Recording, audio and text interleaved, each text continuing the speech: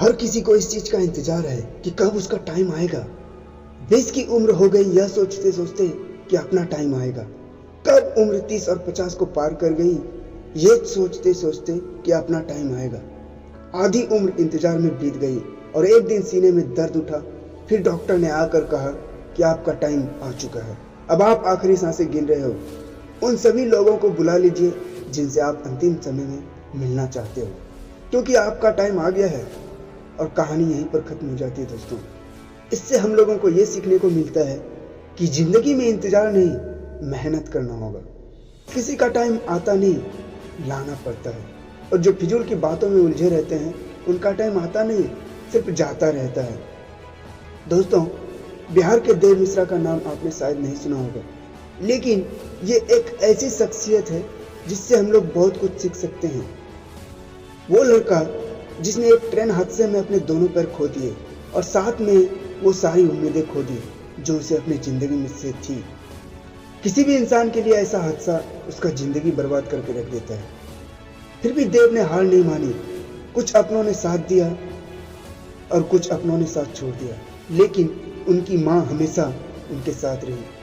कुछ लोगों ने तो यहाँ तक भी कह दिया कि अब तुम भीख मांगना शुरू कर दो। अरे लोग तो होते ही हैं ऐसे मुश्किल समय में, साथ देना न तो दूर अच्छी बातें भी नहीं करते। लेकिन देव ने अपने दम पर जिंदगी जीना शुरू किया। पैर ना होते हुए भी वो अपने पैरों पर खड़े हुए।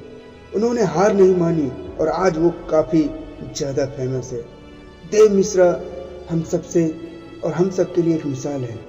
चाहे जिंदगी हमारे साथ कोई भी खेल खेल जाए, हमें हार नहीं माननी है। एक बहुत पुरानी कहावत है, किसी का बुरा करना, किसी पर अत्याचार करना, यह बहुत बड़ा पाप होता है और अत्याचार सहना उससे भी बहुत बड़ा पाप होता है। लेकिन मैं आपको एक ऐसी बड़ी कहावत बताने वाला हूं कि जो आपने ना सुनी हो। अगर कोई इंसान जिंदगी में कुछ करना चाहता है, कुछ बनना चाहता है, उसके कुछ सपने हैं, और उस इंसान से जाकर यह कह देना कि तुम कुछ नहीं कर सकते, तुम किसी के काम नहीं हो, यह एक बहुत बड़ा पाप होता है। और अगर ये बात कोई आपसे कहता है और आप अगर इस बात को चुपचाप सुनते रहते हो, उस इंसान को इतनी इजाजत देते रहते हो कि वो आपके सामने खड़े होकर के आपके हौसले को तोड़ सके और आपसे ये कह सके कि आपसे कुछ नहीं हो सकता, और आप चुपचाप उसकी बातें सुनते रहते हो, तो ये सबसे बड़ा पाप होता है। ये सबसे बड़ा अत्याचार होता है आपके ऊपर। जिंदगी में लोगों को करीब आने दो, लेकिन किसी को इतनी इजाजत मत दो कि वो तुम्हारा हौसला तोड़ सके। इस दुनिया में लोगों ने एक अलग ही मेंटेलिटी बना दी कि ताकत, अच्छी एजुकेशन, दिखने में सुंदरता, गोरापन और एक अच्छा बैकग्राउंड, अगर आपके पास ये नहीं है तो आप कभी सफल नहीं हो सकते। जबकि सच तो इस बात से कोसों दूर है। सच ये है कि ताकत, एजुकेशन, गोरापन और एक अच्छा बैकग्राउंड, इनमें से कुछ भी जरूरी नहीं है सफलता पाने के लिए। और सही से जीने के लिए एक सही एटीट्यूड होना चाहिए, आपका नजरिया क्लियर होना चाहिए। अगर एटीट्यूड पॉजिटिव नहीं है तो सब बेकार है।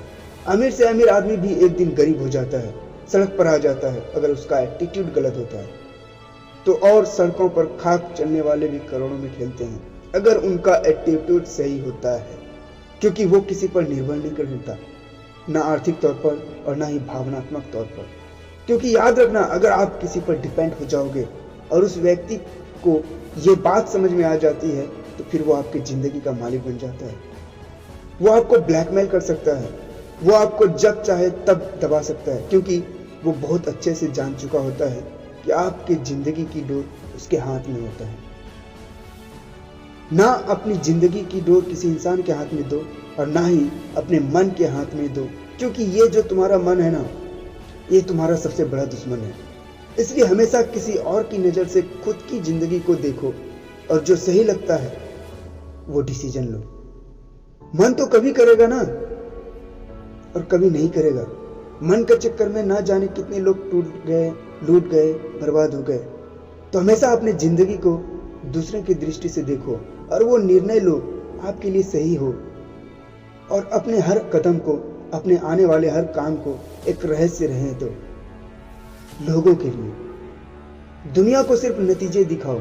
लोगों को बहुत जल्दी होती है और हर चीज का नतीजा देखने के लिए, लेकिन कोई भी बड़ा काम 1 या 2 दिन में तो होता नहीं है मेरे दोस्त। और उन्हें लगता है कि आप शायद इस लायक ही नहीं हैं। आपको डिप्रेस करने की कोशिश करता है, डिस्टर्ब करता है, जाने अनजाने में आपका मोटिवेशन खत्म कर देता है। अपने आप को समझना एक बारीक प्रक्रिया है। काम को समय दो, खुद को गहराई से समझना बहुत जरूरी है। आपको अपने हर एक सवाल का जवाब अपने ही अंदर मिल जाएगा।